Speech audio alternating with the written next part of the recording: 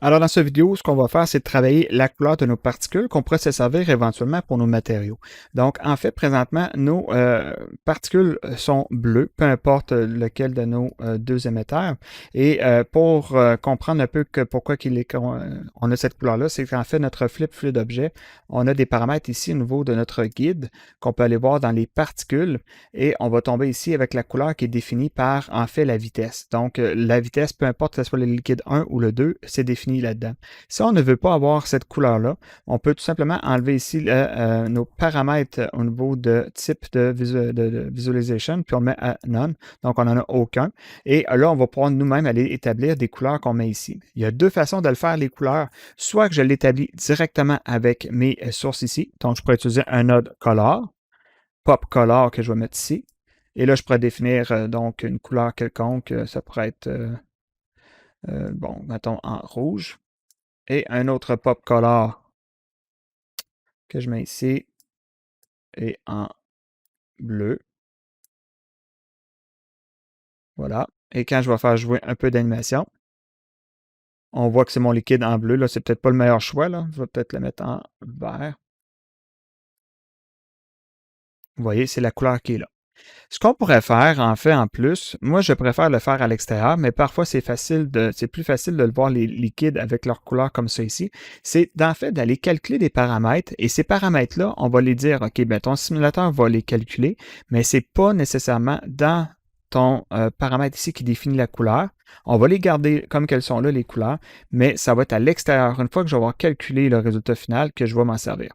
Donc là, idéalement, ce que je vais avoir à faire, juste aller définir d'abord mes notes de couleur ici. Un petit truc, on peut aller s'assurer que notre couleur, on le met la même couleur qui est à l'intérieur. Donc, des fois, ça nous aide à comprendre quel est le matériel ou quel est le node que je dois travailler pour le voir. Donc, on a nos informations ici qui fonctionnent relativement bien. Je n'ai pas d'autre chose à travailler là-dessus. Je vais aller activer au niveau de mon Flip Solver dans ces informations de Particle Motion le Vorticity qu'on va pouvoir se servir éventuellement. On va pouvoir également aller vérifier ici si nous n'avons pas des paramètres qu'on peut aller se servir. On a le surface tension qui pourrait être pratique pour aller créer des espèces de petites tensions dans les fluides, donc qui fait en sorte que les petits détachements, on pourrait les sentir comme s'étirer un peu. Ça pourrait être intéressant de le faire, mais ce n'est pas un paramètre qui est facile à contrôler, donc pour l'instant, on ne lui touche pas. Et voilà. Donc là, ce que j'ai à faire, juste dans mon flip fluide objet, je vais aller augmenter un peu la qualité. Donc, on voit ici, présentement, j'ai quelques particules. C'est quand même intéressant, mais c'est peut-être pas assez précis. Donc, j'ai présentement que, oups, j'ai 225 particules, ce qui est vraiment pas beaucoup. Donc, je vais peut-être le mettre à 0.025, juste pour que ça soit un peu plus défini. Et allez-y aussi avec la vitesse de votre ordinateur. Donc, voilà, j'ai mis le point pour la première seconde. N'oubliez pas que le liquide va tomber, il va y en avoir un deuxième qui apparaît également. Donc, là, ce qui me reste à faire, je sors de ça ici et je vais aller dans mon... oups, lui, je peux le cacher également. Je vais aller dans mon particule fluide, je vais à l'intérieur et je ne vais pas voir mon dop import, donc celui-ci, je peux le cacher. Je vais aller voir mon import particule, je m'en vais dessus. Et je vais juste m'assurer que le IP qui est ici, je le change pour le mettre mon disque dur dans lequel je vais écrire le tout. Moi, c'est le D2 points. Mais si jamais vous n'avez pas votre structure facile, vous pouvez aller cliquer ici puis définir votre emplacement. Ce qui est important, assurez-vous de copier la petite formule ici pour quand vous allez enregistrer vos informations, ça va être écrit à la bonne place. Donc, une fois que c'est fait, je prends tout ça ici. Je m'assure que j'ai fait le load from disk pour éviter d'avoir des erreurs quand je vais ouvrir mon projet. Ça peut être très long à calculer. Donc, une fois que c'est fait, oui, j'ai une erreur là. C'est parce qu'en fait, il ne reconnaît pas mon fichier. Donc, je m'en vais dans le Save to File et je vais aller faire mon Save to Disk. Et là, je peux définir de quel frame à quel frame je vais avoir. Idéalement, je vais prendre l'ensemble des frames. Donc, je fais Save to Disk et je vous reviens par la suite. Alors, voilà, le tout est simulé. Je peux voir ici ma bande bleue qui m'indique oh, oh, oh, j'ai juste la fin qui est conservée. C'est pas bien grave, puisque j'ai enregistré mes fichiers. Donc, on voit maintenant mes deux éléments. Et on voit comment ça sort. Présentement, je trouve que c'est un peu trop large. Donc, à le refaire, j'irai améliorer le résultat. C'est pas nécessairement mauvais, mais c'est pas nécessairement ce que je m'attendais. Donc, nécessairement, pour corriger ça, je reviens à la frame 1.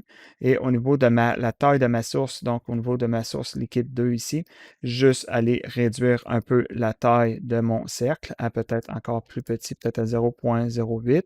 Et ensuite, le Scene Animation, ben, je peux le changer parce qu'on voyait qu'il ne faisait pas le mouvement nécessairement qu'on voulait. Donc, peut-être le mettre un petit peu plus rapide à 15. Et voilà. Donc, ça, c'est une première approche. Je vais refaire ma simulation et par la suite, on va maintenant travailler le changement de couleur. Donc ici, juste à refaire le calcul et je vous reviens par la suite. Donc, la prise 2 est un peu plus intéressante, mais on n'a pas tout à fait encore le fil. Donc, ben là, ça serait peut-être encore là une question de taille, mais probablement également de viscosité, puisque le liquide, la taille est quand même bonne. Par contre, il va s'élargir rendu, il va couler un peu. Donc, en fait, ça serait peut-être davantage, donc, sa viscosité. Alors là, ben, encore là, je le teste ici. Je m'en vais au niveau de sa viscosité. Donc, pour mon chocolat, au niveau de son paramètre ici, peut-être le faire en sorte qu'il est plus visqueux dès le départ et encore plus visqueux à la fin. Et voilà. Donc, je refais le même calcul. Pour ma part, vous n'êtes pas obligé de le faire toute cette procédure-là. Vous prenez le chiffre à la fin, tout simplement. Et je repars le calcul. Alors maintenant, ben, on a un résultat qui est encore plus réussi. Donc, quand même très, très bien. Parfait. Alors, comment je fais pour maintenant améliorer le tout là-dessus? Eh bien, là, présentement, j'ai des couleurs qui sont définies par tout simplement ma particule, mais si on regarde ici sur notre node, on a dans les informations, on peut aller chercher, donc, au niveau de notre information ici, on peut voir que j'ai au niveau de notre deux points groupe, on va avoir le stream chocolat, puis on va avoir le stream miel. Donc, on va pouvoir s'en servir pour pouvoir les extraire séparément. Donc, ici, je vais pouvoir m'utiliser un node qui est le split.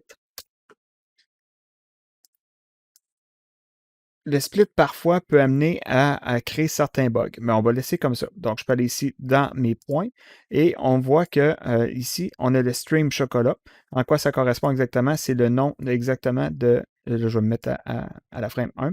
C'est en fait le nom de mes sources qu'on retrouve ici, chocolat et miel. Donc, lui, il a juste ajouté stream en avant, tout simplement.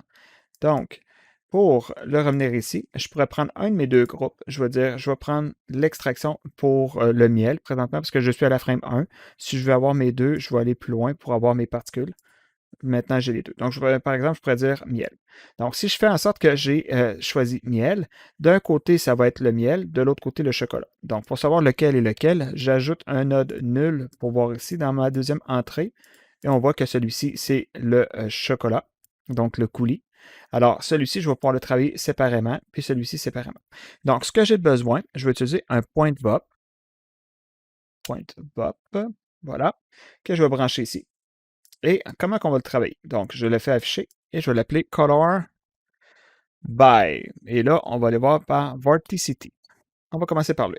Donc, je prends celui-ci, je m'en vais à l'intérieur et au lieu de prendre l'âge, je vais travailler sur certains paramètres. Le Vorticity, on voit ici que lui il ne l'a pas, mais si je regarde ma particule, j'ai dans ses attributs Vorticity, Viscosity, la vitesse, le P-Scale, etc. Donc, je vais me servir en fait de Vorticity. Donc, ici, pour pouvoir l'appeler, je fais un bind et à l'intérieur de ça, je vais marquer Vorticity. Donc, allez voir le nom de votre propriété pour bien l'écrire. Voilà. Et ce que je vais faire, c'est que je vais me servir de mon Vorticity, puis je vais juste le faire afficher ici dans ma couleur pour avoir une idée de ce que ça donne. Donc, on va voir ici que le Vorticity, comment qu'il affecte le tout. Présentement, il est très large. Je pourrais appliquer par-dessus le Fit Range pour voir comment on peut aller s'en servir.